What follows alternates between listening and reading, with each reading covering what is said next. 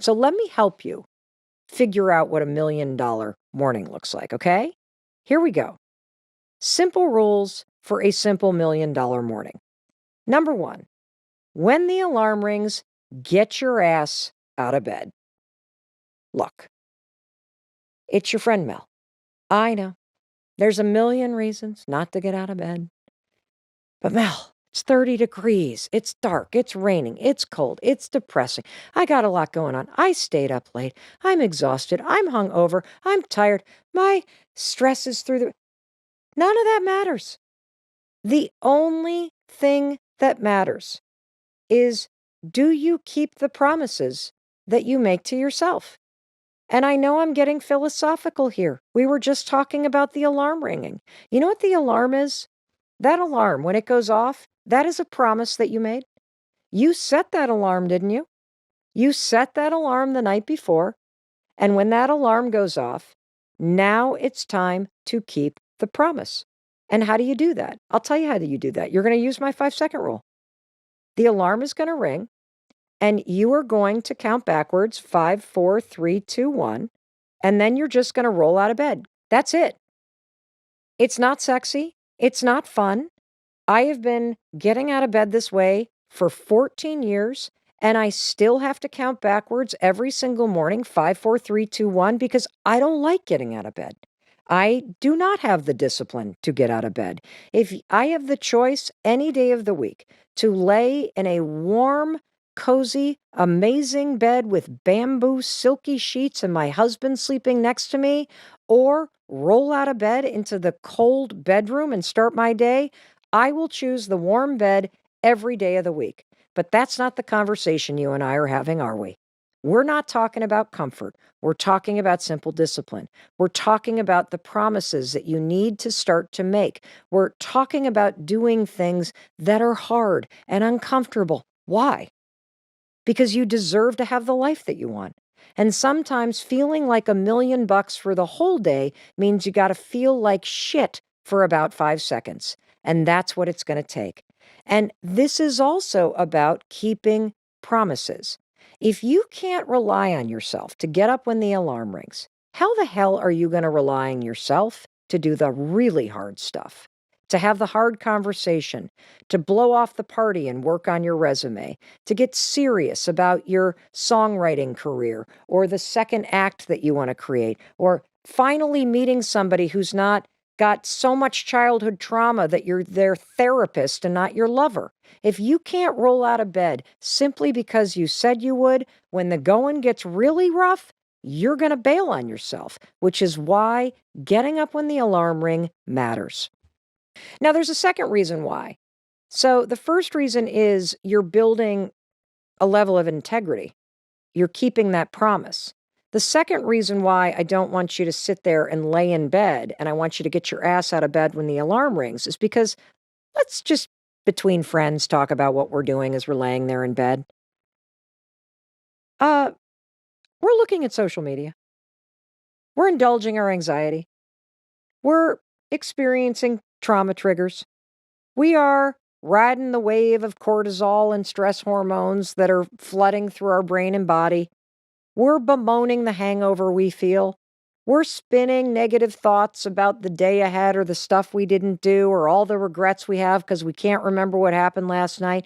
That's what you're doing in bed. Let's be honest with each other. Is that what the new you wants to do? Of course not. That's the other reason why, when the alarm rings, rule number 1 to the $1 million morning, get your ass out of bed. Why? Because you're a winner, and you got no time to lay in bed like a loser, like Mel Robbins used to be, and listen to that bullshit and feel those awful feelings. Get your fucking ass out of bed and get on with your day and show your body who's boss, and don't indulge that bullshit in your mind, because the longer you listen to it, the louder it's gonna get. And look, I get it. Some days it's really hard. I don't give a shit. All that negative stuff is lying to you. 5, 4, 3, 2, 1. Shut it down and get your ass up. Because the fact is, if you want a new life, you're going to have to fight for it. If you want $1 million in the bank and financial freedom, you're going to have to work for it. This stuff isn't easy, but it's simple. But you have to do it. So, number 1, alarm rings, ass out of bed. And here's the final thing I want to talk about when it comes to this. Why are you doing this? You're doing it for you. You see, I think for years and years and years, you were getting out of bed for other people. Think about it. When you were little, when would you get up? You would get up because mom was yelling at you to, or dad was yelling at you to. You were getting up because you had to get to school or make the bus or get to work, or you get out of bed because you got to get the kids up or you get your aging parents up. That ends today. Today, when that alarm rings, it is a fucking wake-up call. Ding, ding, ding. Your life is here, and it's time for you to get up for you. So, tomorrow morning, we're not waking up for somebody else. We're not laying in bed and listening to that bullshit, because you get to make a choice. You can choose to do what you've always done, which means you're going to have what you've always had, or you can make a choice to show up as the new you. You can make a promise that you're going to not only wake up, you're going to get up for yourself, that you, my friend, are going to become the driver of your life. And that bullshit story, I'm not a morning person. Fuck morning people. Who cares? This is not about whether or not you feel like it. This is about you building the discipline because you deserve to, because that's the kind of person that you are. And let's also tell one more truth. If I needed you, you would get your ass out of bed for me.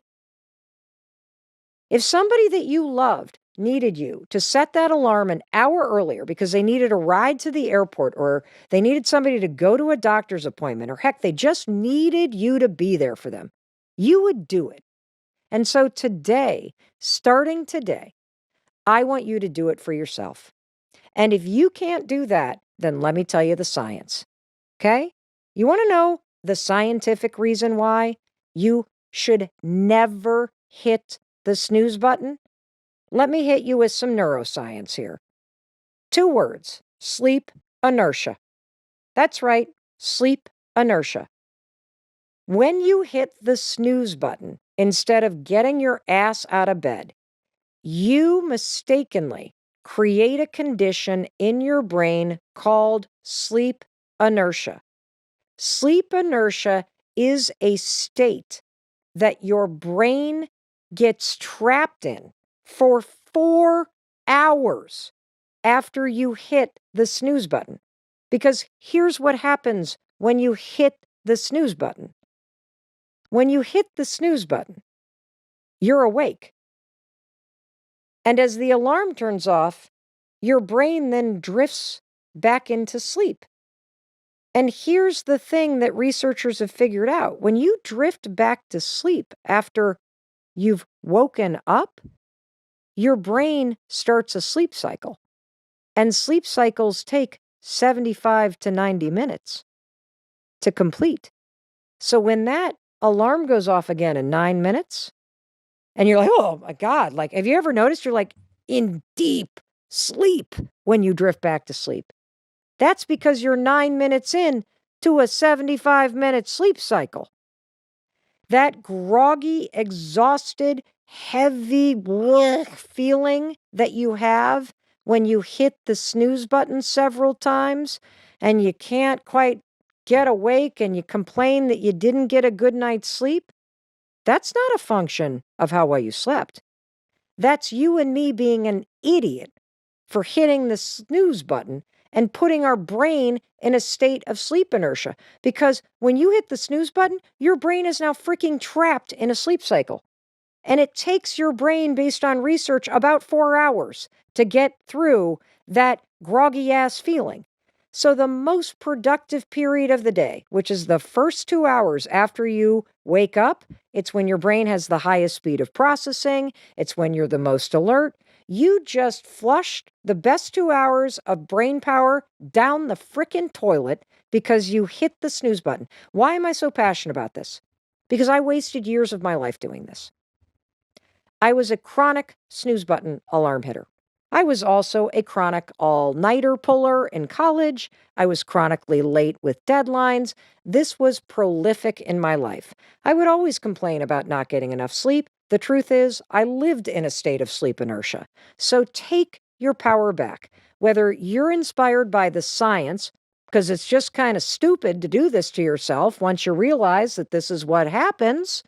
Or you're inspired by this idea that wouldn't it be fucking awesome if instead of waking up feeling obligated to the rest of the world, I took my life back and I started waking up for myself. I started seizing the day. I started seeing that alarm as more than an alarm. It is a wake-up call for the rest of my life. So rule number 1 for $1 million morning. 5, 4, 3, 2, 1, get your ass out of bed because you, my friend, have a lot of cool stuff to do. And that brings me to rule number 2. Rule number 2 of the $1 million morning. You ready? Because you deserve to feel like $1 million. You're going to make your bed. That's right. Make your bed. Why, Mel? Why are you making your bed? I'll tell you why. You're making your bed because your morning routine is a series of dominoes that fall, okay? And so by seeing the alarm as a wake-up call to claim the day, to keep the promise, to be the future you, the first domino that falls is integrity and discipline. How cool is that? The second domino that falls is making the bed, which is about completing things. See, normally the old Mel would roll out of bed after hitting the snooze button, and the bed would look like a tsunami hit it. And then for the rest of the day, whenever I walked into the bedroom, you know what I saw? Something that was incomplete. I saw a mess that needed to be made, that I had left for myself to clean up. And so one of the reasons why I love this simple habit as part of your morning routine, always make your bed. And I mean always. If I am traveling for work and I'm staying in a hotel, I make my bed. Even though you know somebody's going to come through and make it even nicer later. I don't care. Why? Because your morning routine is a way for you to be you no matter where you are. If I'm visiting my parents down in Florida or up in Michigan, I make my bed. Why? Because I'm myself no matter where I am. That's the power of your morning routine. This is about the promises you keep. It's about the rhythm in which you start your day. And this is a habit about completing something. Isn't it awesome to think that you start your day by checking a box? That you make your bed because you know it's a way to finish something? And there are mornings, not very often, but there are mornings where Chris might still be sleeping. Maybe I got up a little earlier and he's sleeping in for whatever reason. I just make my side of the bed. I might even tuck in the sheet around him, kind of tuck him in a little bit as a little act of love. But there's another reason why to do this. And I love this framing of it too. Because making your bed is a way to give the future you a gift. Later on, you're going to walk into this bedroom and you're going to lay down and you're going to dream. And isn't it awesome to walk back into this bedroom tonight and there is a beautiful bed made for you, a beautiful place for you to lay down tonight and dream, a little gift from the morning you to the evening you to say you deserve this? It's also a gift because if you walk back into your bedroom, you've already taken care of it. There's nothing to do. There's no mess that's been left for you to clean up. You have left this gift of getting it complete. And that helps to build consistency. And I also love it because it doesn't matter where you are. You can do it wherever you are. Just amazing. And that brings me to rule number 3. We're going to hit the pause button. We're going to hit a word from our sponsors. I love our sponsors because they help me bring this show to you at zero cost. And then I'm going to come back and we're going to talk about rule number 3 of your $1 million morning. Hey, it's Mel, and we're talking about a $1 million morning routine. And you deserve that, my friend.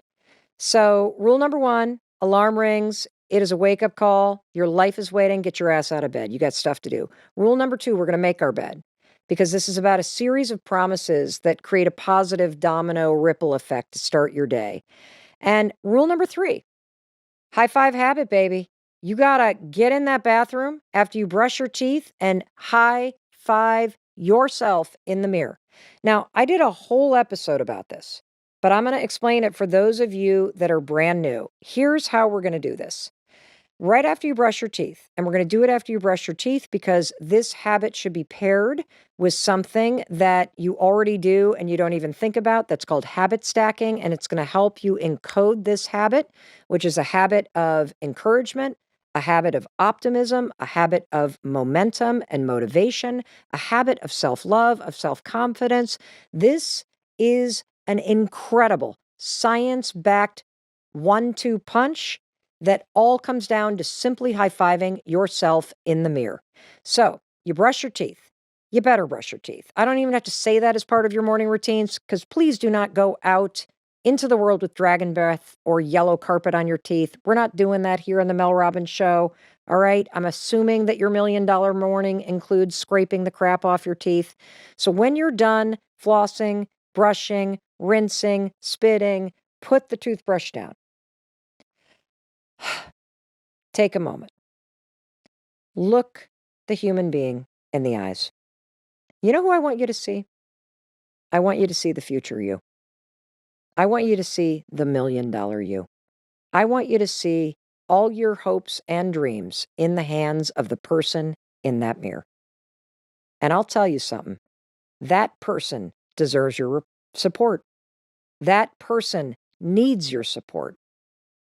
And that person needs you to keep a simple promise every single day. You're going to start your day and your $1 million morning with a little huddle with yourself.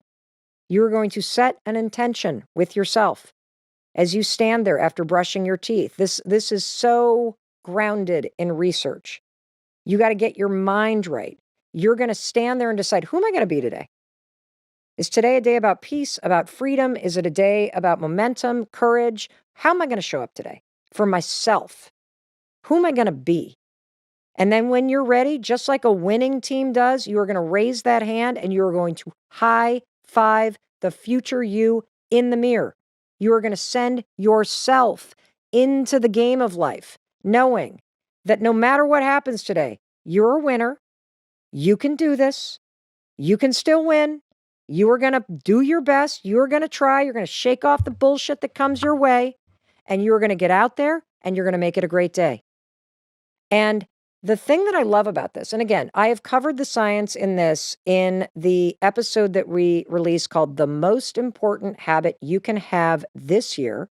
The first episode we released in January of 2023. It is a game changer. My husband is also on that episode, and it's crazy emotional because he describes what happened to him when he added the high five habit to his $1 million morning routine, the breakthrough that he experienced, because you deserve to feel like $1 million bucks. And you don't feel like $1 million bucks when you're beating the hell out of yourself. And you don't feel like $1 million bucks when you're dragging shame and regret and failure with you.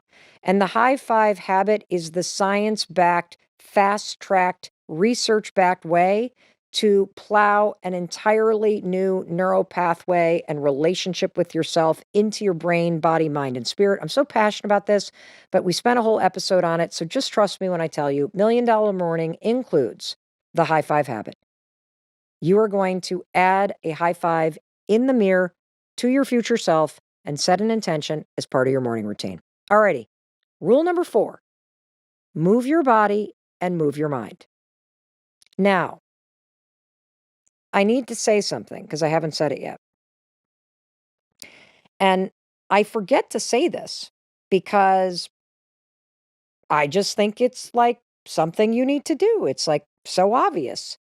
And that is, have you noticed what I haven't done yet? I haven't looked at my phone.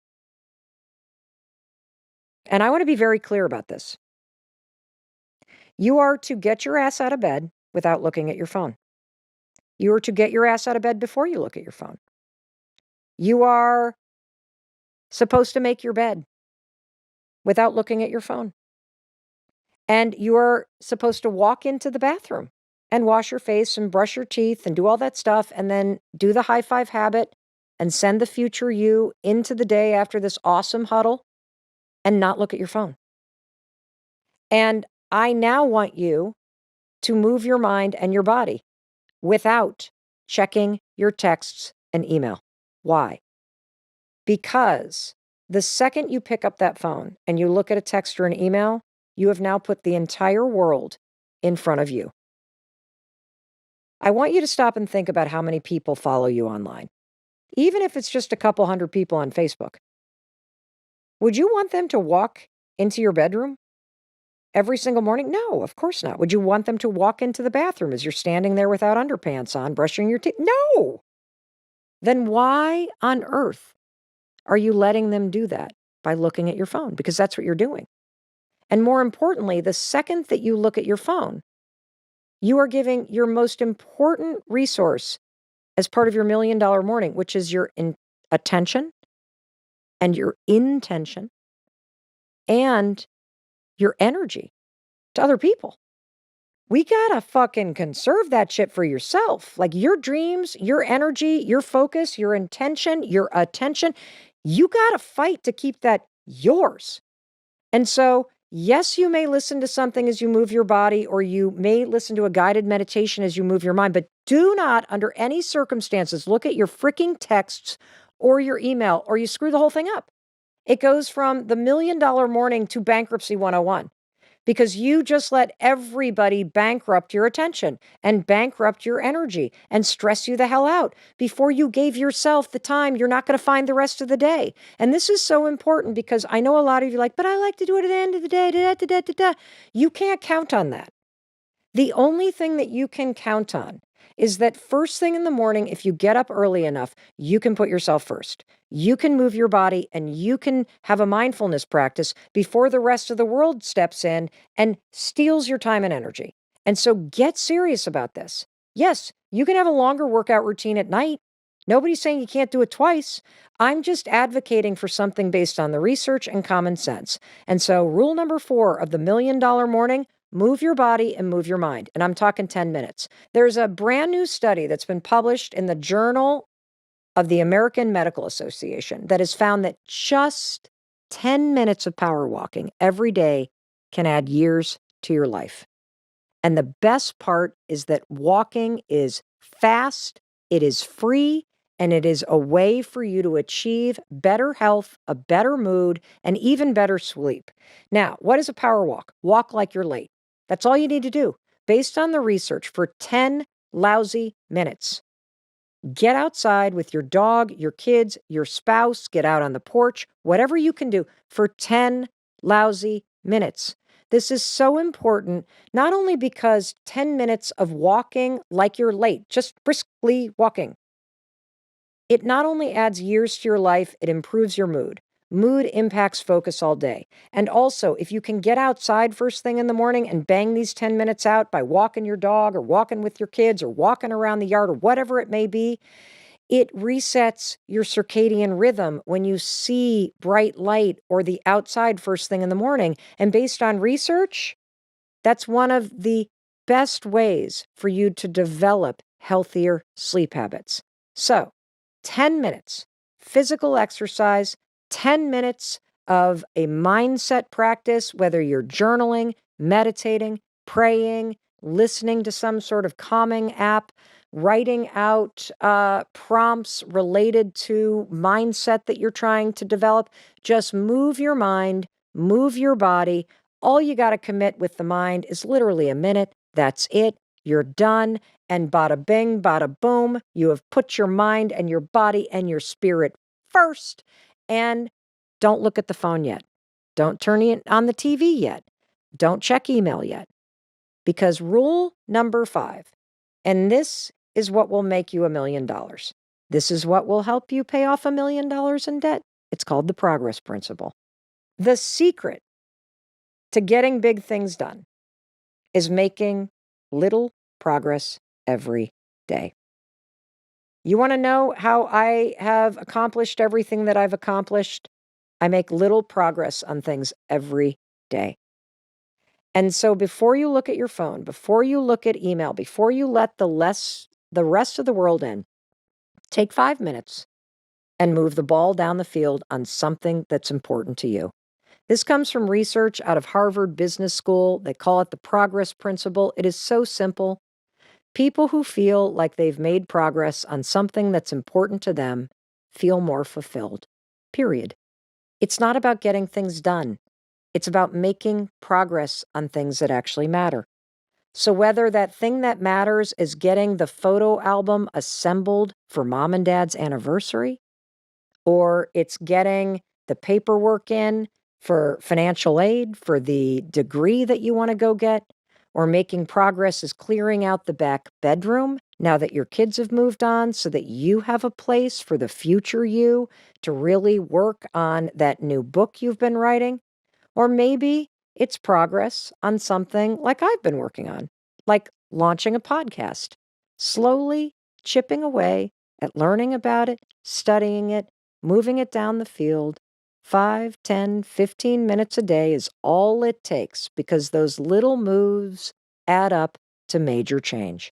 And that, my friend, is the $1 Million Morning. It's really that simple. It's based in profound research. It checks all the boxes.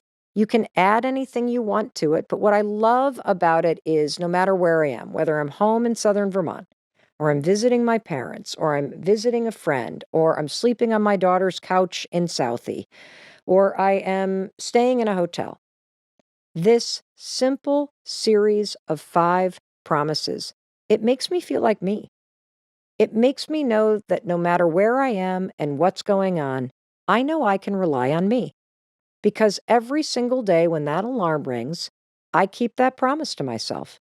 I wake up, I roll out of bed, I get started, I get my ass out of bed. I do not look at my phone. I do not look at my emails. I do not check my texts. I do not look at social media. I wouldn't dare do it because it's not part of my $1 Million Morning.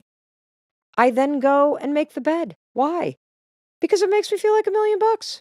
I'm just that kind of person, you know? And then I set the intention with the future Mel. That's right, bitch. We're going to go get it today. High five to that. Get out there. Let's go.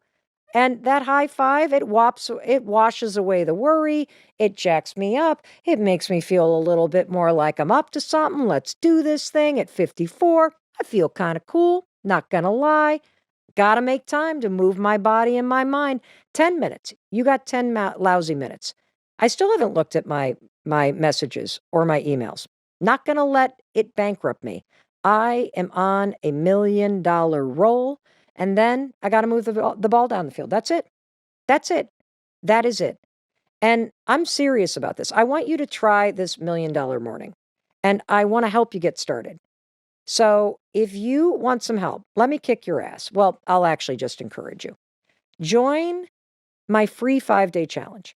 I created this to help you put this into practice. I say this all the time. We're not just here for listening. This is a doing podcast. And so we created the no-cost Wake Up Challenge for you. Go to melrobbins.com/wakeup. Start tomorrow. Tens of thousands of people have already completed it. And in the challenge, you learn more hacks, tips, science, research, all kinds of things that will not only motivate you, it's going to help you become the future you. That's what this is about. And you know why we're doing this? Simple. Because I love you. And I believe in you. And I believe that you can do this. You can create a morning routine that makes you feel like $1 million. You can keep a set of simple promises that helps you create the foundation to achieve your goals. And trust me when I tell you, it will be worth it. Every single morning. And it's very sneaky, by the way. Very, very sneaky how this false confidence is showing up in derailing your mornings. And when I put a spotlight on these 3 sneaky moments every morning, you're going to get it immediately. And once you see it, this is the cool part, it empowers you to make a different decision starting tomorrow morning. Make a decision that is based in science and research and evidence and common sense, decisions that will make you feel incredible. And every single morning that you wake up, these same 3 decisions, it's going to be there. And you know what else is going to be there? False confidence. You have to make these decisions every single morning because what you decide to do every morning in these 3 very simple, very sneaky moments. The decisions that you make either create an upward spiral or a downward one. And after our conversation today, you get to decide because you're going to know the consequences of each one of these decisions. We're going to go deep into the research after we unpack all 3 decisions, but let me just highlight what's available to you and why these 3 simple decisions make you feel incredible? Because based on the research, these 3 simple decisions improve your mood. They make you feel more in control. They give you more energy and focus. Helps your gut health. It'll lower your stress and anxiety and depression.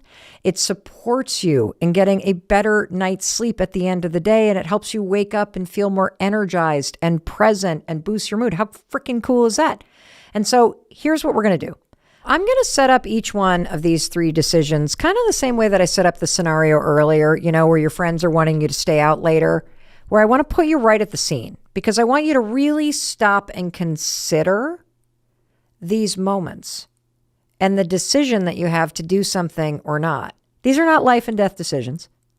You're an adult. You get to choose, just like you get to choose whether you stay out or whether you make a decision to go up and take care of yourself. And on your face, may seem kind of obvious, but do me a favor and don't dismiss the power of what you're about to learn simply because these decisions are super simple and these 3 moments every morning just pass you by right now.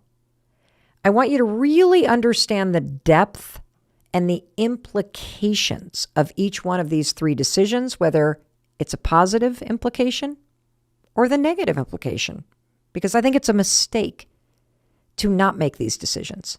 All right? Because when you really allow yourself to consider and discern what I'm saying, I know it's going to motivate and inspire you to try this in your life. I don't want you to just listen to this. I want you to do something because that's how you change your life. And one thing that I need to do right now is take a quick break so we can hear a word from our sponsors. I love our sponsors because they allow me to bring this to you at 0 cost. So take a listen and make the decision to stay because I'm going to be waiting for you after this short break and we're going to jump right into these 3 simple decisions when we return. Welcome back. It's your friend Mel Robbins. Thank you for deciding to stay and listen through the commercial break. I really love you for that.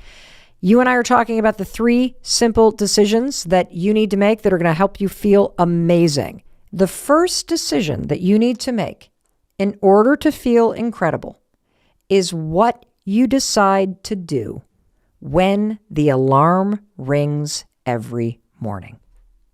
Let me put you at the scene. Imagine someone who is lying in bed, okay? You can just picture them in their bed. The alarm rings. And it rings an hour before they need to get up and get out of bed. Because this person A, loves to hit the snooze button. Their routine when the alarm rings is hit the snooze, drift back to sleep. Let the alarm ring again, hit the snooze, drift back to sleep. Hit the alarm again, drift back to sleep. And they do this literally until they have no choice but to drag themselves out of bed. They are rotting away in bed for an hour every morning. That is person A. Then I want you to imagine person B. When the alarm rings, you see them go, they don't want to get out of bed. But they throw off the sheets, they roll out of bed, they stand up, they walk toward the bathroom, and they start their day. Now, I want you to just stop and think for a minute and think about this moment. Which one is the better decision? If you think about decision A, to hit the snooze alarm over and over and over again, versus person B, the person who just makes a decision, even though I feel like to just roll out of bed and start the day, which person would you hire? Which person would you want to date? Which person do you wish you were? If you had $1,000 and you could place a bet on which person was going to have a better day, who would you put your money on? I mean, from a common sense standpoint and a logic standpoint, you know that making the decision to get out of bed is the harder decision in the morning. But it makes your life easier and better in the long run. And this is the thing about a decision. You can see it objectively. But false confidence skews your decision making. Because let's you and I climb into bed right now, okay? Let's climb into bed And let's really experience how false confidence makes person A do what they're doing. I used to do this. I literally used to be like, okay, well, if I have to get out of bed by 7 o'clock, then I'm going to set the alarm at 6. That way I've got about 4 or 5 snoozes in me so that I can slowly sort of coax myself awake, because I'm not a morning person and I don't really like to get out of bed. And so if I just sort of like coax myself out of bed, then by the time I've hit the snooze button 4 or 5 times and then I really have to get out of bed at 7, like I got no choice, then I'll be ready to get out of bed.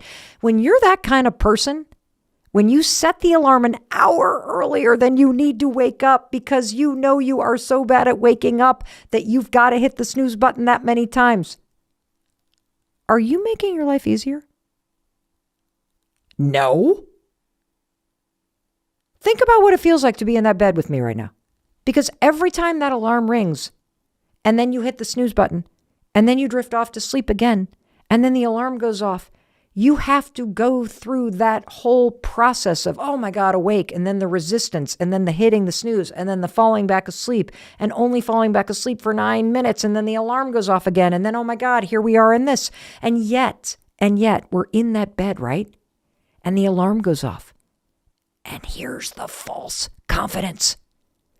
That false confidence is in the bed with you, and it's basically luring you into making a stupid decision.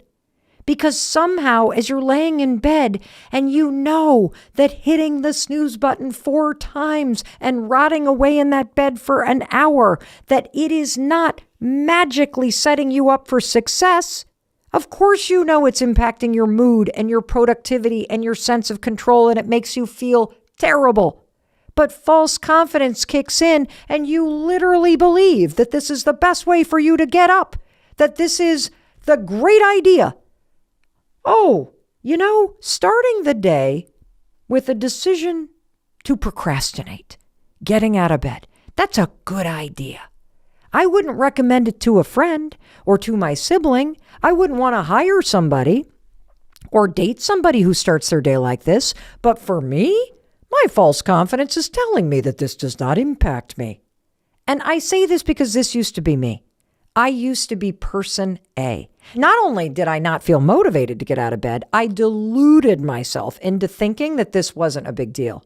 It's a huge deal.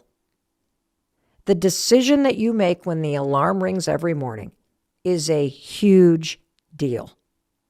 Let me explain shocking research to you.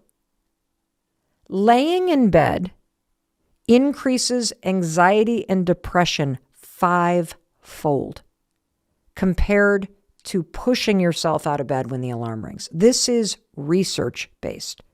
So if anxiety and depression is what's keeping you in bed longer in the morning, like it used to keep me in bed longer in the morning, you better pay attention to this. This will change your life. Laying in bed, rotting in bed, hitting the snooze alarm, it is making your anxiety and depression worse. This comes from research at the University of South Carolina. They conducted this study that was published in the Journal of Sleep Medicine and Disorders. And here's what I love about this study. They used all kinds of tools to measure what was happening. This isn't just a study where they limited the research to asking people how they felt. Yeah, they asked them how they felt, but they actually had all this tech to determine what was going on in people's bodies, from sleep trackers to physical monitors to questionnaires to heart and rate blood pressure tracking to blood work, all of which was tracking what was happening. And in this study, here's what they did. They forced one group of people to lay in bed longer than they usually did, and then another group of people to get right out of bed when the alarm rang. Here's what they found. For the people who laid in bed longer, depression and anxiety went up 5-fold compared to the group that got out of bed when the alarm rang. Inflammation, which was measured by blood work, went up 2-fold for the people who laid in bed. So that false confidence that's saying, oh, well, laying here, it actually makes me feel good. I really need to lay here. This is what my false confidence lied and told me. It's affecting your mental health and your well-being, period.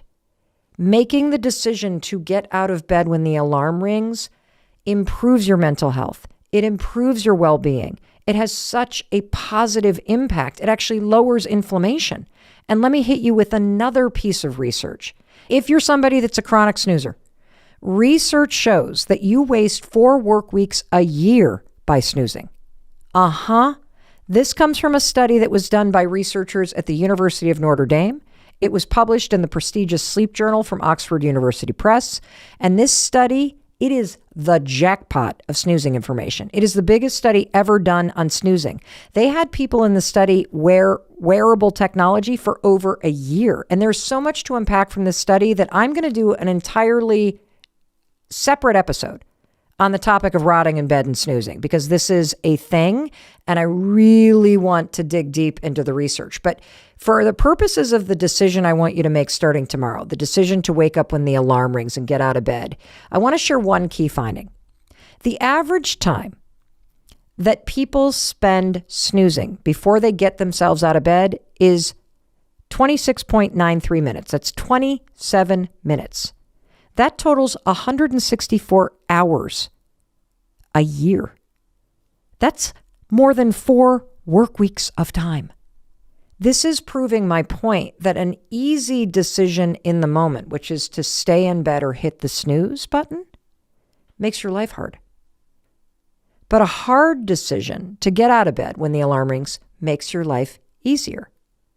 What would you do if you got the equivalent of a month off of work? What would you do with that time? Because that time is available to you if you change your decision tomorrow morning. By simply getting out of bed when the alarm rings, you get 4 weeks of time back over the course of the year. So do not let your false confidence win. When that alarm rings tomorrow morning, make the hard decision. Why? Because you know the impact that it has. It will give you so much time back. It reduces stress and anxiety and depression. It reduces inflammation in your body. It makes you feel more focused. It makes you feel more productive and in control. And look, this is simple, but it's not easy, which is why I am hammering this first decision. And I want to underscore something. False confidence is not only a real thing, it is so damn sneaky. It even sneaks up on me, and I'm the one teaching you about this. Let me tell you what happened to me this morning. I woke up, and it is our daughter Sawyer's 25th birthday today, and I knew we were going to be recording this episode, and so I got up really early today because I wanted to be awake before she got up, and I wanted to surprise her with having a big birthday playlist playing, when she came down the stairs, because we stayed up late last night, and we assembled this huge balloon arch, and we had all these decorations downstairs that she was going to walk down to. And so my alarm goes off. I immediately get out of bed. I walk into the bathroom. I turn off my alarm because my phone is never near the bed. And so I immediately went to my phone, and I looked on the Find a Person app, and I was like, oh my God, she's out in the woods about 2 miles away with my husband, Chris. I could see that they had gone for a big hike in the morning. And you want to know what? Boom! False confidence slides right in. Ooh, Mel, you've got time. You don't have to be up this early. You could go back to sleep. It was like a siren calling me to the sea. And I found myself hypnotized by this false confidence as I'm like, ooh, yeah, she's already seen the decorations. I have time. I could climb into that bed and I could open up my Spotify app and I could start to put together a birthday song playlist because I have time and I would rather be in my bed right now. And so I put a hand on the top of the bed and I pull back the sheets and I go climb into the bed and I start to put my feet in. And then all of a sudden I'm like, what are you doing? What are you doing, Mel? You are not person A. You are not going to sit here and rot in this bed. You are person B. You made a decision to get up. Get out of here, false confidence. Shut up. Go away. And let me tell you something. I hopped out of that bed, and thank God I did. Because after I hopped out of the bed, I walked into the kitchen, and all of a sudden my phone updated, and I saw the tracker, and oh my God, she was halfway up the driveway. Thank God I didn't get back in bed, because I would have missed the moment. I had just enough time to cue up Katy Perry's birthday song and have it blasting so that when she walked into the room after the walk, I was like, ready, game on, let's go. And I'm telling you this why. You're not a robot and neither am I. False confidence is a cognitive bias. It is hardwired in your brain and it is so sneaky. Oh my God. It is always going to be there around the alarm. It will always be there. I want you to expect it because this is the power of a decision. You override false confidence with the decision that you make to get up when the alarm rings. I want you to be person B because I want your life to be easier, and hard decisions in the moment make your life easier in the long run. And hard decisions in the morning when the alarm rings makes you feel incredible for the rest of the day. And boy, oh boy, do I wish I knew this decades ago, because I rotted my life away in a dorm room and during law school and in my 20s and my 30s and part of my 40s because I did not know this information. So please, please, please take time to share this with the people that you love.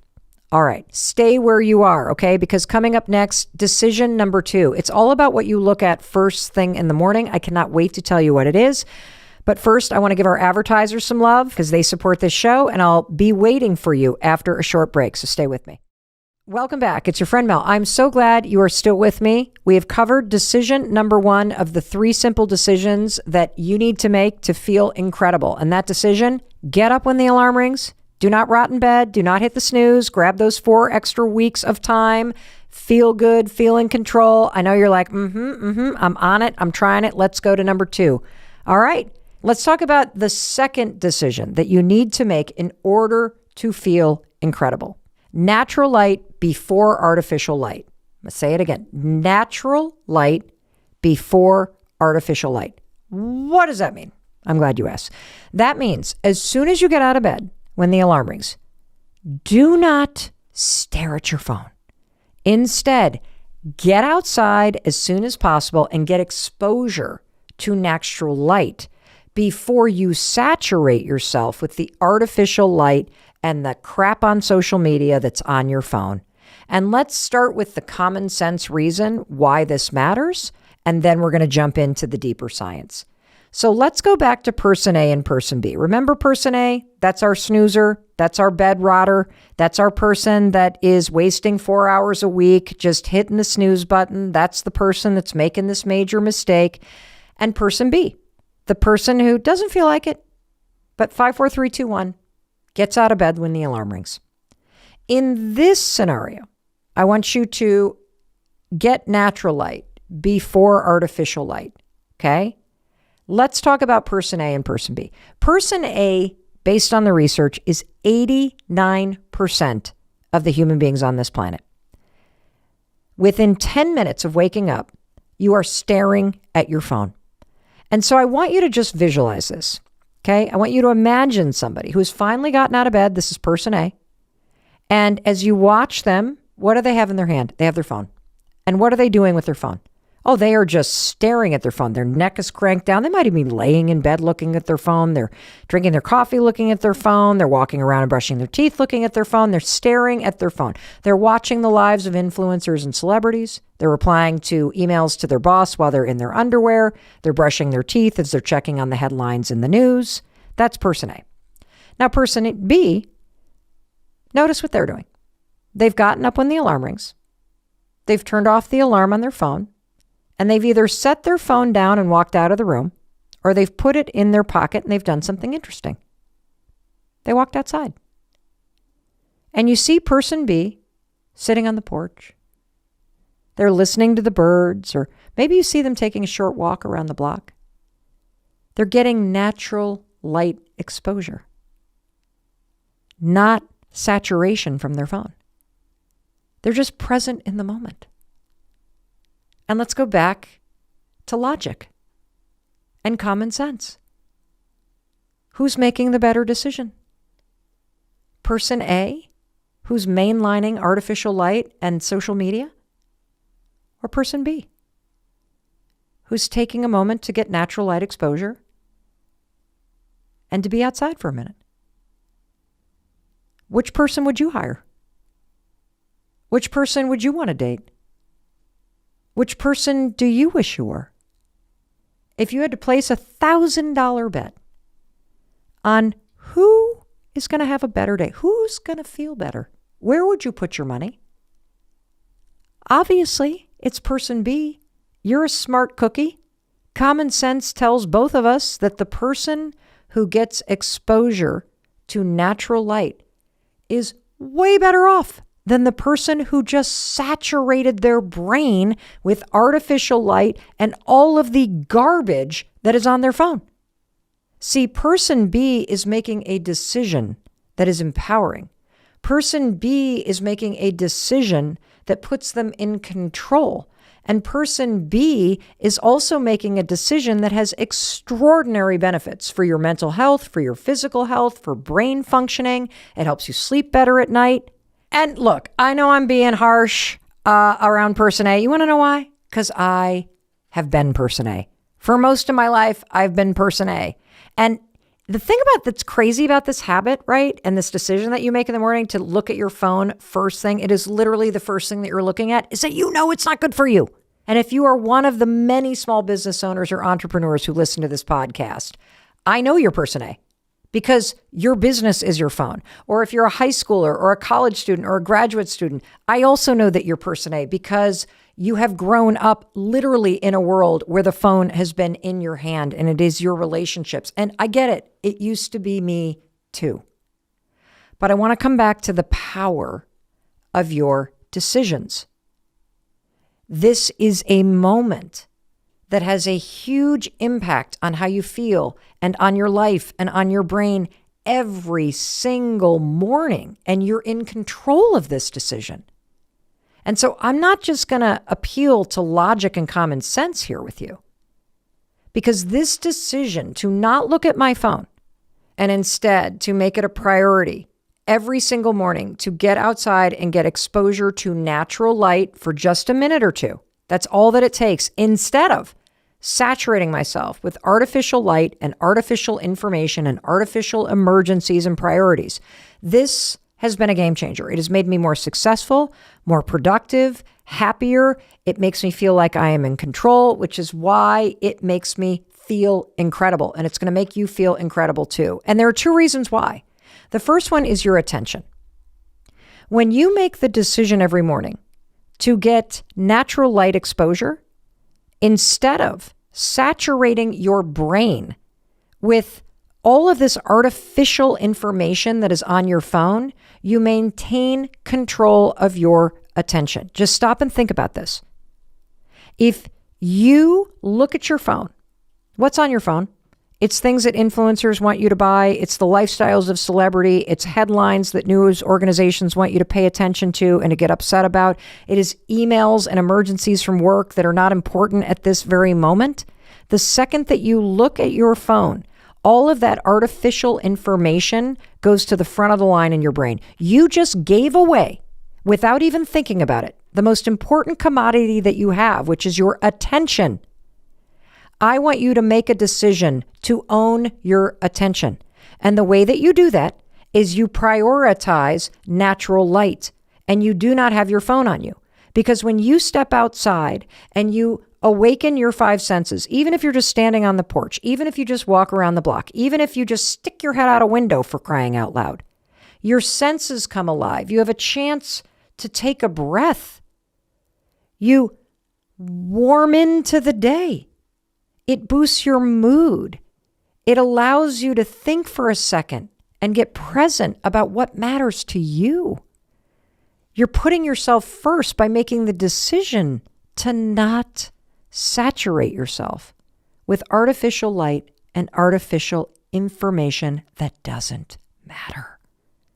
If you are so tired of never having time for yourself or always coming last or feeling like you wake up into an emergency or that you're always putting out fires, this one decision will change your life, because it is a major mistake to begin your day by saturating yourself with artificial life and artificial information, because you have just lost the battle for attention with that singular mistake. That's reason number one, that this changed my life and it makes me feel incredible. Reason number two has to do with the science around circadian rhythms. We've had multiple experts on the Mel Robbins podcast talk about how getting natural light exposure first thing in the morning signals to your internal clock, your circadian rhythm, that it is time to wake up, which also signals when you go to sleep. No kidding.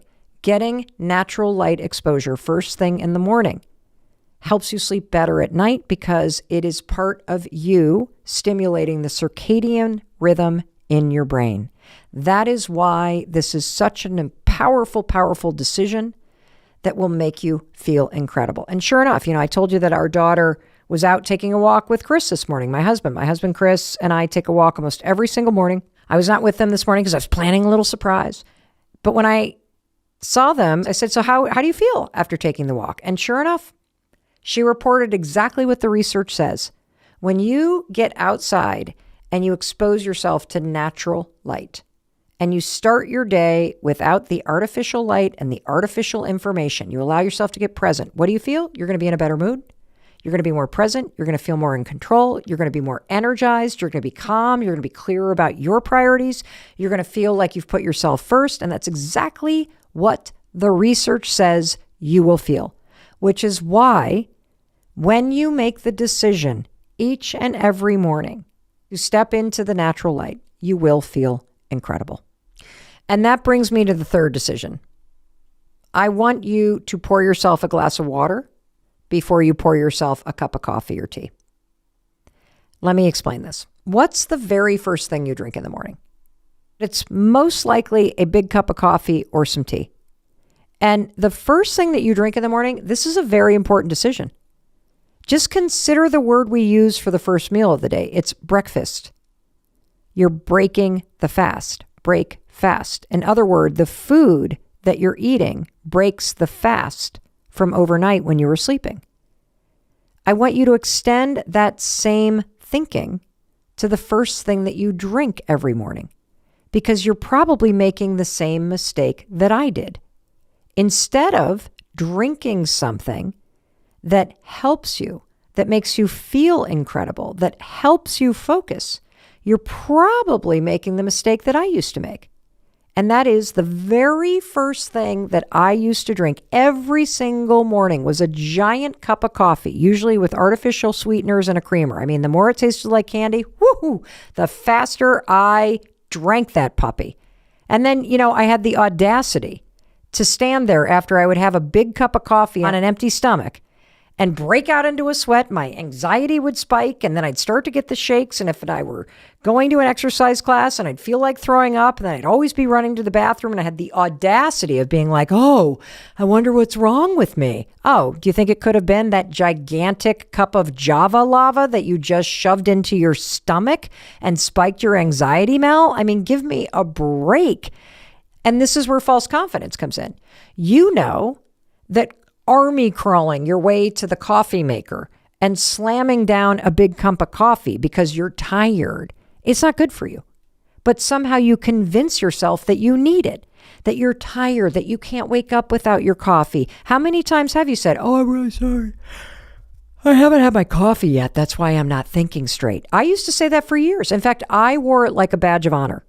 I lived for my first cup of coffee, and then my second, and then around 2 or 3, I needed my third. And this is where the decision comes in and the research that supports it that will change your life. I want you to pour a glass of water and drink it before you pour a cup of coffee or tea. And there's a bazillion reasons why. Number one, caffeine on an empty stomach spikes your cortisol levels. And that will make your anxiety and your stress worse.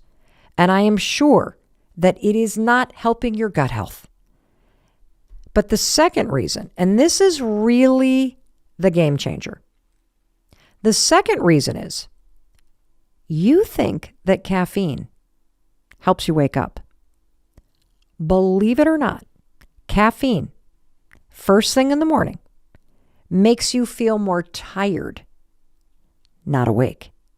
And I want to share some groundbreaking research that has changed my decision. I pour water and I drink water before I pour coffee. It makes me feel incredible. I cannot believe the impact of this. Dr. Amy Shaw first explained this on the Mel Robbins podcast.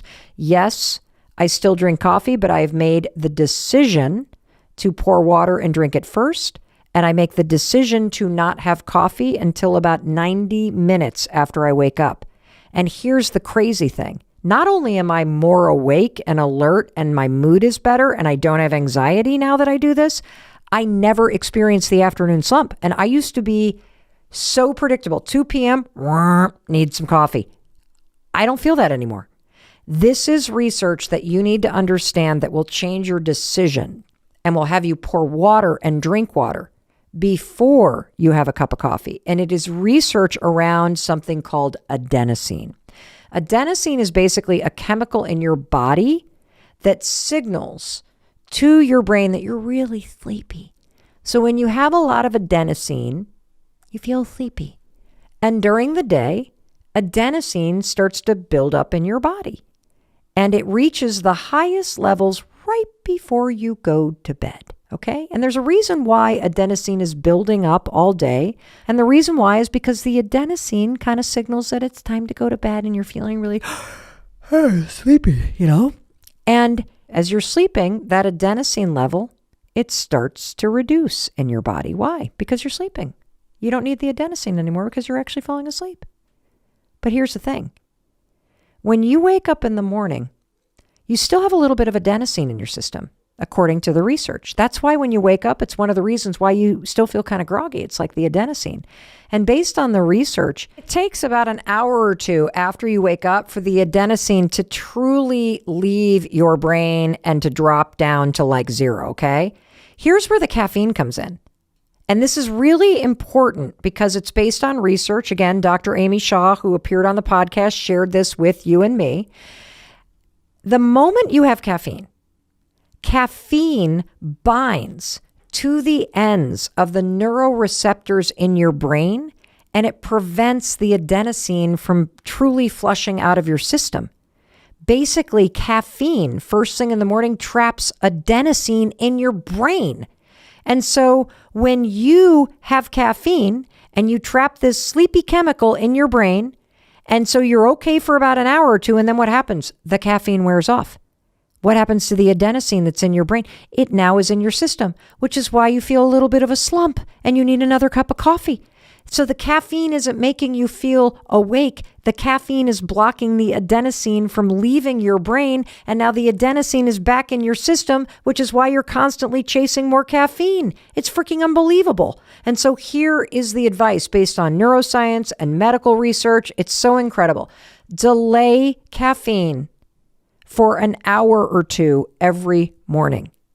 When you delay caffeine for an hour or two after you wake up, you give your body a chance to flush the adenosine from your system so that when you have the caffeine an hour or two after waking up, it's gone.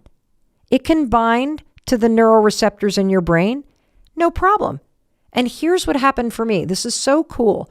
When I started pouring a cup of water and drinking it, number one, I was worried about doing this because when I tell you I was addicted to coffee, like it was part of my identity. It was part of my morning routine. Like I was like, I am not giving up caffeine. I don't know what the health experts say, but I'm not doing that.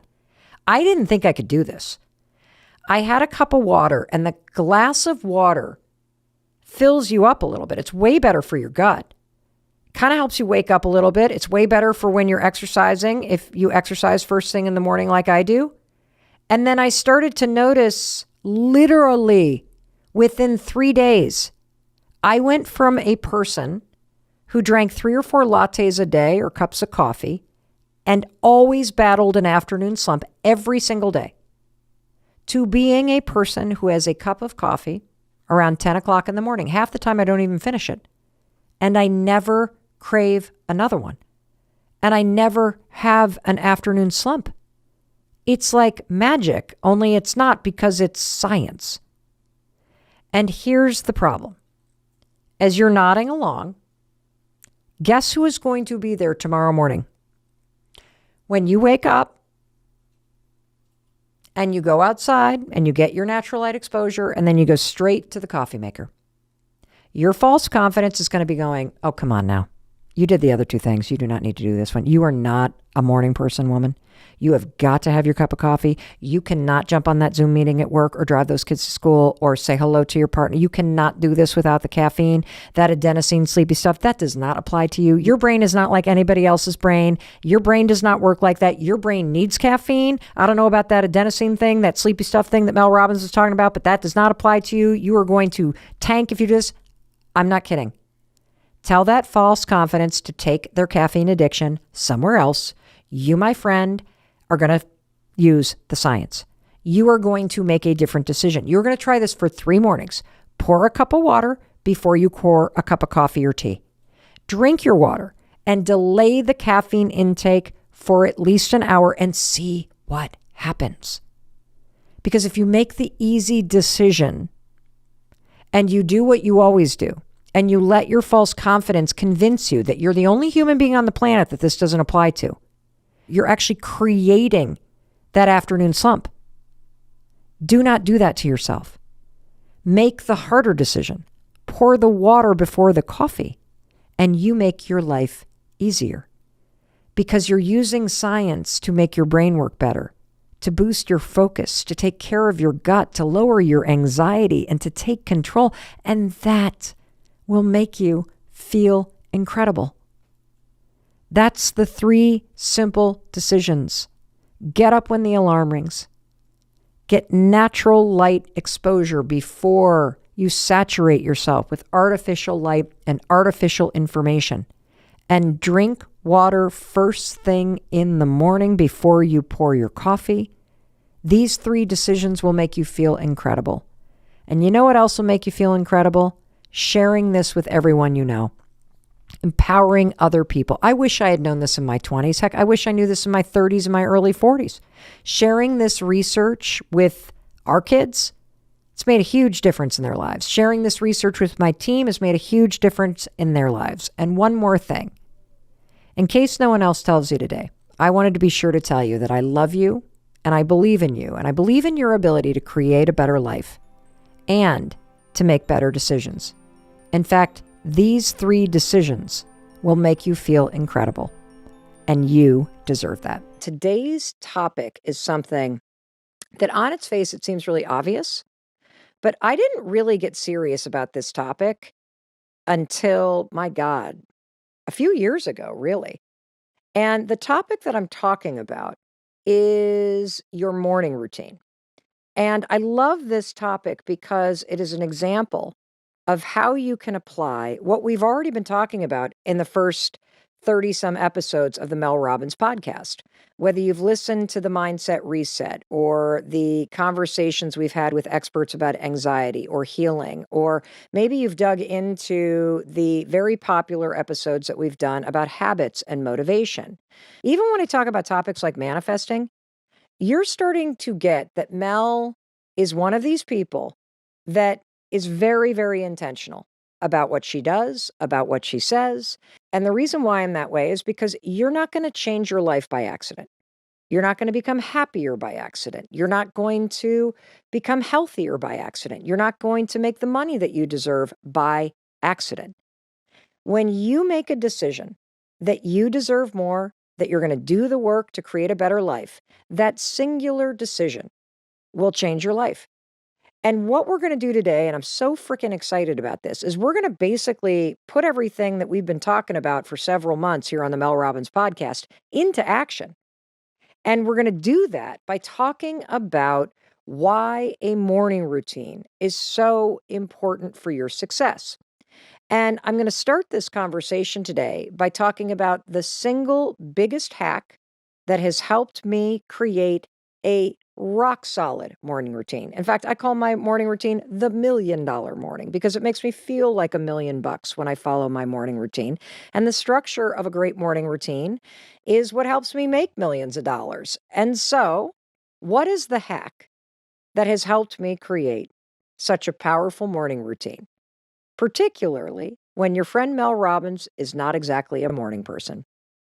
Well, that single biggest hack about my powerful morning routine is putting myself to bed. Yep. I have an evening routine where I wind down the day and I do a couple simple things to set myself up for success tomorrow. And then, yes, you heard it right here, Mel Robbins tucks herself into bed. And here is the hack. Your morning routine begins the night before. I'm going to say that again. If you want to master a rock solid morning routine, and trust me, you do, your morning routine begins the night before. And this is one of those topics that it's so obvious when you unpack it. Because right now, think about how many mornings you wake up and you bemoan the choices you made last night. How many times have you woken up and you're like, oh, I shouldn't have had so much to drink? Or a friend texts you and there you are at the yoga class you were supposed to meet at. They're like, I'm really sorry. I stayed up really late and, and I overslept and we've all been there. Or what about when you wake up and you literally had fast food at 1:00 in the morning on the way home from some event, and now you've got a burrito bomb in your stomach and you're like, I can't do that to myself again. And then what do? You do it to yourself again. What if instead of bemoaning the choices that you made last night, what if you got serious about making sure that the future you, the one that's waking up tomorrow morning, is actually waking up feeling really good? Yeah, you're right. It sucks to wake up and be anxious every morning because you drank almost every night. And the number one symptom of a hangover is freaking anxiety because the chemicals in your body are getting processed. And when the chemicals get processed and you have a dump of cortisol and the dopamine drops and you got the poison of alcohol, of course you have anxiety. Don't sit there and feel anxious. Do something about it. Get serious about the choices you are making the night before and how that impacts you in the morning. And yeah, that includes what you eat, what you drink, but it also includes some other things. And that's what we're going to talk about today. We're going to talk about 5 simple things. These are game changers. These are not rocket science. You don't need a PhD to understand this, but let me tell you something. When you put this into practice, you will experience a level of holy shit transformation that is hard to put into words, because the decisions that you make at night determine who you are when you wake up in the morning. And you have a choice every evening to either set the future you up for success, for ease, for structure, for confidence, for winning, or you can make decisions in the evening that set you up to feel like shit, to be behind, to have a ton of stuff to do that you could have done last night. Your decisions determine everything. And so I really want to rattle the cage today and get you to think differently about the night. I know that your days are stressful. Mine are too. That's why so many of us engage in what's called revenge procrastination at night, which is basically this concept where you feel resentful of the fact that work took up your entire day, and now you're going to get revenge by mindlessly scrolling at night or plowing through a bottle of wine or doing nothing to set yourself up because you're tired or you're mad and you deserve to relax. I agree, you do deserve to relax. But if you were to just do these 5 things that I'm going to recommend, you would have time to relax, but you would also set the you that's going to wake up tomorrow morning up for a clean slate day where you wake up, you feel great, you're set up for success, and that is going to be a positive domino that literally triggers a ton of positive stuff to happen every day. That's what we're talking about. Because the choices you make at night determine whether or not the next day is going to be easy and empowering, or whether or not you are going to wake up to a morning like the old Mel Robbins used to wake up to. And whether you're aware of it or not, I just want you to stop and consider something. Right now in your life, you already have an evening routine in place. You already have a morning routine.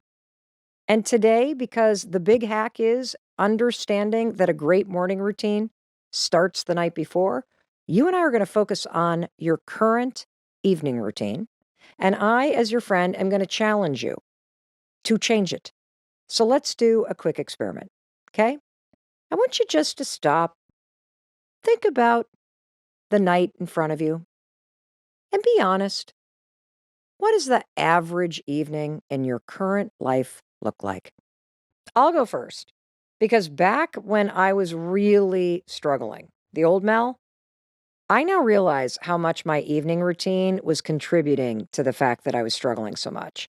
So here's what the old Mel's evening routine looked like many years ago. I would either come home from work or I would roll downstairs from working on my laptop all day and I'd crack open a bottle of wine. I'd cook dinner by trying to throw something together that was in the fridge because I hadn't really planned anything. I'd throw a load of laundry in here and there. And then you know what I'd do? I'd basically slump down on the couch and I'd start scrolling through social media. After dinner and helping the kids with the homework, you might find the old Mel Robbins just sort of laying there on the couch with the bottle half drained, glass of wine in hand. I got a movie or some series on the television. I got my phone in my hand. I'm zoning out. I'm scrolling along. During the commercials, the old Mel Robbins, I'd probably turn to Chris, complain about my day. Then I'd look over at the kitchen and I'd see that the counters were full of crap from the dinner that we had cooked or from the backpacks that we had emptied or the laptops that we had put there. The kids' homework was typically sprawled out among the island. And I would say to myself this was the routine of the old Mel Robbins. I should probably clean that up over the next commercial break. And I'd say that over and over again. I should probably pack their lunches. I should probably turn off the TV and read a book. I should probably move the laundry from the washer to the dryer so it doesn't sit there for 5 days and then get that disgusting, damp, old towel smell to it, and then I have to rewash it again. I know you do that too. And all of a sudden, it would be almost 11 o'clock before I knew it. I would have polished off that bottle of wine. I'd get up and I'd clear off the counters and put most of the dishes into the sink, a few of them into the dishwasher. I'd do my favorite cleaning trick, which is instead of scrubbing and cleaning the pans that I had cooked dinner in, I'd just fill them up with warm soapy water and let them soak. Because I'd tell myself it's going to be easier to clean them in the morning if they soak all night. Now, by this point, I'm exhausted. I'm buzzed on the wine. I'm tired from a long day. I kind of resent the fact that I have more to do and it's now 11:15, and I'd start to tell myself, well, I'll just pack the kids' lunches tomorrow. And then I would turn off the lights, I'd let the dog out one more time, I'd lock the doors, and I would collapse into bed with my phone. Now, it would take the old Mel Robbins a little time to fall asleep. Why? Because while I was laying there with Chris sound asleep next to me, I would scroll through my phone, I would check out social media, I'd read the news, and eventually I would zone out. And as I was lying there, I'd feel kind of annoyed that Chris had gone to bed earlier. He had already drifted off to sleep.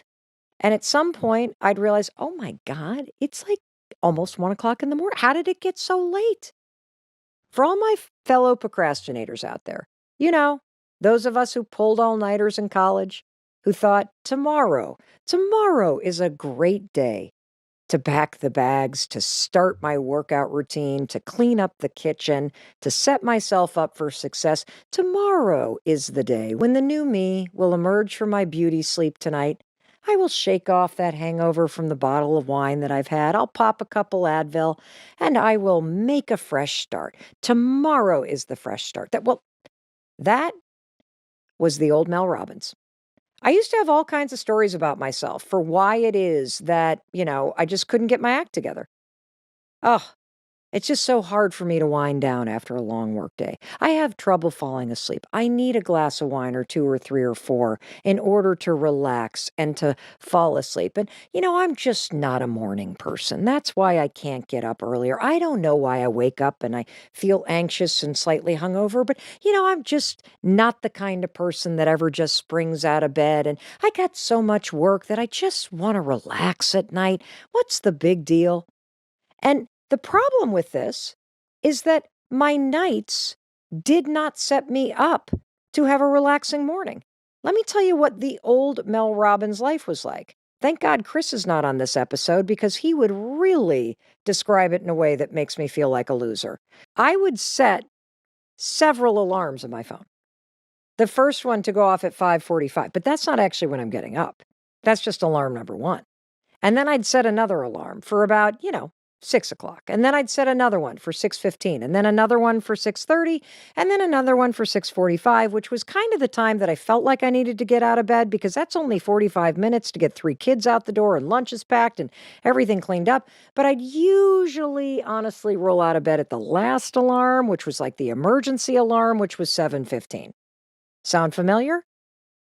Don't tell me you don't do this. You do this. And I want you to just consider, what does that act of setting multiple alarms say to your subconscious? Think about what those actions communicate to you. I'll tell you what they communicated about the old Mel Robbins. Waking up is hard. Getting up is hard. Mornings are hard. Life is an obligation. Being in bed is better than being awake. I don't want to get out of bed. I don't want to start my day. There is nothing I'm looking forward to today. I have nothing to get out of bed for that actually makes me happy, which is why this is going to be a slow death march for me of alarms that are summoning me to roll out of this warm bed and actually start this day. I wasn't a morning person because the old Mel Robbins chose not to be one. The old Mel Robbins literally did absolutely nothing the night before to set herself up for success. If you think about all the choices that I was making, because deciding to just zone out in front of TV, that's a choice. Leaving the dishes for tomorrow morning, that's a choice. Not packing lunches to set yourself up for success, that's a choice. That is part of your routine. And if you don't watch it, you're going to become like the old Mel Robbins. You're going to be making your life harder for yourself without even realizing it. And one of the main reasons why I kept doing it is because I kept telling myself, I'm so tired. I don't want to have to do anything. I've worked all day. And by doing that, I was just making it harder. Now, thankfully, I finally had this turning point when I realized I don't want my mornings to be a 5-alarm fire drill because there is nothing fun about waking up late and feeling frustrated and then being stressed at your kids and then yelling at them to move faster because you yourself didn't get up on time and then scrambling to pack the lunches and the drama that comes with that and then trying to get them to eat when you haven't even prepared anything and then finding that permission slip that they needed that you signed last night but you didn't put it in a place that you could find it simply because you were not thinking about the fact that you deserve to wake up in a powerful way. You deserve to complete your day in a way that supports you. I didn't have to race out the door. I didn't have to start my day mad at my husband, frustrated by the frenzy, going from literally sleeping to a panic attack every single morning and then hopping in the car to commute to work to see that, oh my God, I have 0 gas in the tank because I was too tired when I drove home last night to stop and I just wanted to get home. So I didn't fill up the tank and now I'm running late and now I'm on the highway and I'm pulling on at the exact time that traffic literally doubles. Why do I keep doing this to myself? And here's something interesting.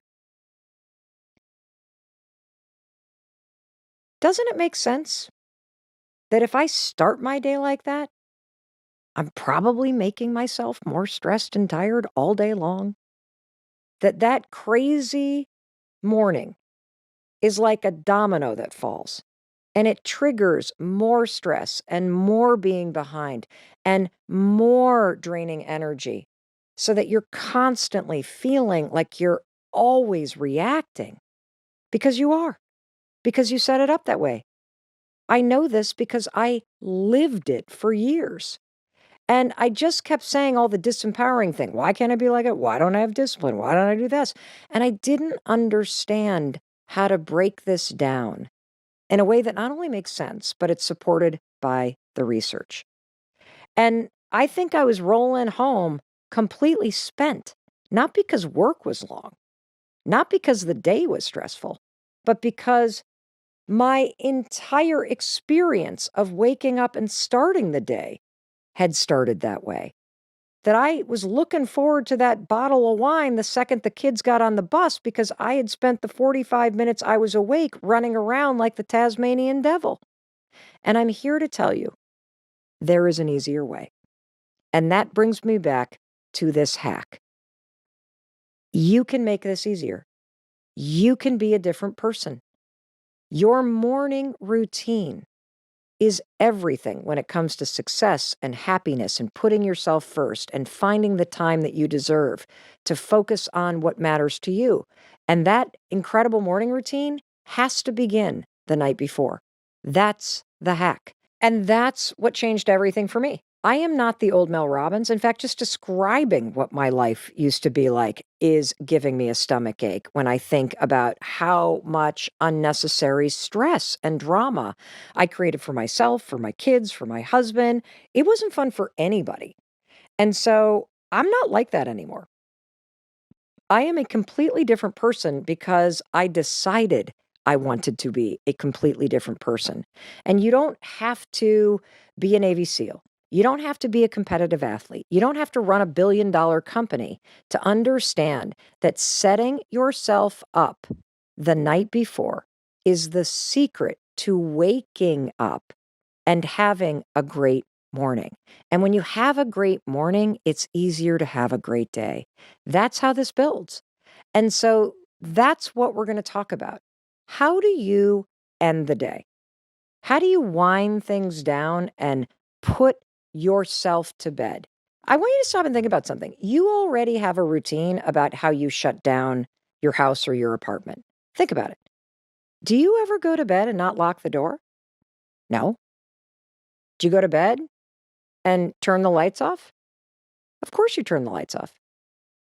Do you make sure your pets are where they need to be? Of course you do. Do you shut the refrigerator? Yes, you do. Do you turn off the TV? Of course you do. All of these things that you do to turn off and shut down the house at night. You have a routine about what you physically do in your space or your home. You lock the front door, you turn off the lights, maybe you put your dog in a crate, you brush your teeth, you kiss the kids goodnight, you read them a book, you turn off the television, you put on your PJs. There is this shutting down that you do that is routine. You don't even think about it. And I think about it, it's almost like we're putting the house to bed. It's easy to think about the list of things that you do without even being conscious of it when it comes to your physical environment. What I want to talk to you about today is what are the things that you and I can do to help you do that emotionally and psychologically. And I want to give you one more example for why a routine is so empowering when you get very intentional about it. Have you ever gone to bed, maybe you're feeling sick or you've been up too late or whatever, or your kids come in later and you wake up in the morning and all the lights are on downstairs? It's so disorienting because you're like, wait a minute, why are the lights on? I always turn the lights off. It's so weird when that happens. It feels like something's wrong. What if I told you you can get to the point where your evening routine and the series of the 5 things that I want you to do becomes so automatic, so easy, that when you don't do these things, it's disorienting. That's how important this is. So in just a minute, I'm going to walk you through the 5 things that the current Mel Robbins does every single night. This is my evening routine, and the philosophy behind it is all about making my mornings easier. It's all about setting myself up for success and creating a rhythm and a routine and a structure to my evenings that gives me a sense of confidence, that helps me set the Mel Robbins that's waking up tomorrow morning up for success and ease, and that also makes me an amazing sleeper because this routine and the structure of it signals to my subconscious brain that we're winding down here. Just like we lock the front door and it's time to go to bed, we're turning out the lights, it's time to go to bed. you are going to do a series of things that signal to your brain and to your mind that it is time to turn it off and to tuck yourself in. Like, I think a lot about how when I was growing up, I had a very, very strict bedtime routine. My parents were not dummies. They did not want me up late. There was no negotiation. After dinner, we had to go right upstairs and we got into a hot bath. Why? Well, because we were dirty, but also because it makes you kind of drowsy, right? It's sort of like you just do it every night. It's signaling to you, the kid, that, okay, we're in our evening routine now. We're getting into the bedtime routine. And then I'd pull on my little footed PJs and I'd zip them up, and we get a little bit of time downstairs to either play or watch one TV show. And then what would we do? We'd be right back upstairs. We'd be getting a bedtime story read to us. And then our parents would tuck us in, kiss us on the forehead or the cheek, and we were going to bed. That bedtime routine became this rhythm that created safety and structure and ease, something you can depend upon. And so I want you to join me in getting serious about your evening routine starting tonight. I want you to embrace the fact that your mornings will be 100 times better if you set yourself up for success starting tonight. Hey, it's Mel. Thank you so much for being here. If you enjoyed that video, by God, please subscribe, because I don't want you to miss a thing. Thank you so much for being here. We've got so much amazing stuff coming. Thank you so much for sending this stuff to your friends and your family. I love you. We create these videos for you, so make sure you subscribe. Mwah.